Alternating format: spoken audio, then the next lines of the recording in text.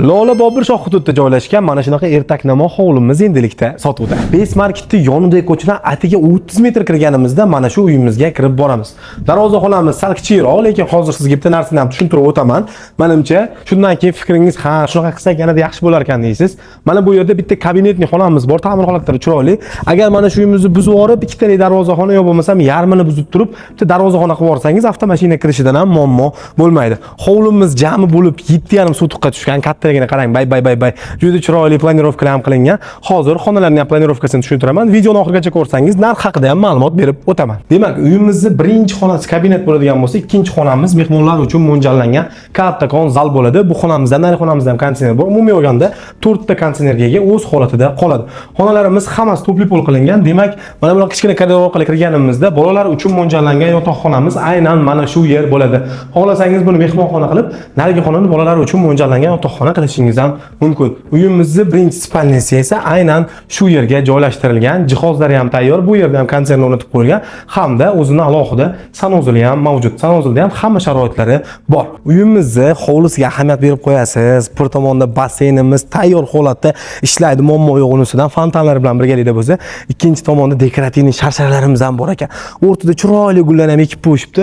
Insonga o'zgacha zavq bag'ishlaydi. Bu uyimiz sotilish sababi o'zidan boshqa uylari bor. Hozirda yashashmayotgani uchungina sotilmoqda. Navbatdagi ko'radigan joyimiz bu uyimizda qishki oshxonasi, jihozlari ham tayyor holatda, hamda texnikalari ham hammasi qoldirib ketiladi. Mana bu yerda esa kotelligimiz umumiy ulangan bitta katta kotelga va ikkinchi qavatga aynan mana shu joydan zinadan chiqishimiz mumkin.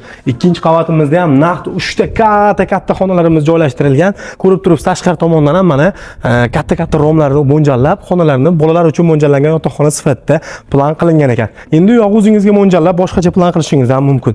Ikkinchi sanuzilimiz aynan mana shu yerga joylashtirilgan. Ko'rib turibsiz, bu yer ham ta'mir holatlari yaxshi. Mana bu tomondagi hamma uyimiz va oxirida joylashgan uylarimiz ham pishiq ishda qurilgan. Mana bu yerda keyingi ko'radigan xonamiz bu ravon shaklda eski uy bo'ladi. Ozgina remontini qilib olinsa, rekonstruksiya qilinsa, bemalol yashash mumkin. Bundan keyingi xonamiz ham uy daxliz ko'rinishidagi ikki xona uy hisoblanadi. Bitta xo'jalik uchun mo'ljallangan. Keyingi ko'radigan joyimiz mana shunaqa sharsharamiz yonidan o'tganimizda navbatdagi xona hisoblanadi.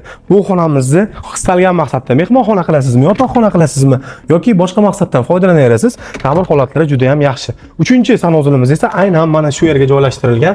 Buni ham ko'rib turibsiz, ta'mir holatlari yaxshi holatda ekan. So'ng ko'radigan joyimiz yozgi oshxona yoki tandirxona deb atasak bo'laveradigan joy. Hovlimizning mana bu qismida alohida o'zining naveslari bor. Karavotlarni qo'yib bemalol ovqatlanib o'tirishingiz mumkin. Eng qizig'i uyimizning kommunal tarmoqlari. Svet ikkitaligida gaz, kanalizatsiya, suv, undan tashqari artezian suv ham mavjud. Kommunalni bundan ortig'i bo'lmaydi. Narxga to'xtaladigan bo'lsak, $130,000 va bu bo'ladigan narxi. Egalan telefon nomeri videoni pastda aloqaga chiqib sotilib ketmasdan bu uyimizni xarid qilishga shoshiling. Sababi hozirgi kunda mana shu hududdan bunaqa yer olib, uy qurish uchun buni 2 barobar atrofidan pul ketib qoladi.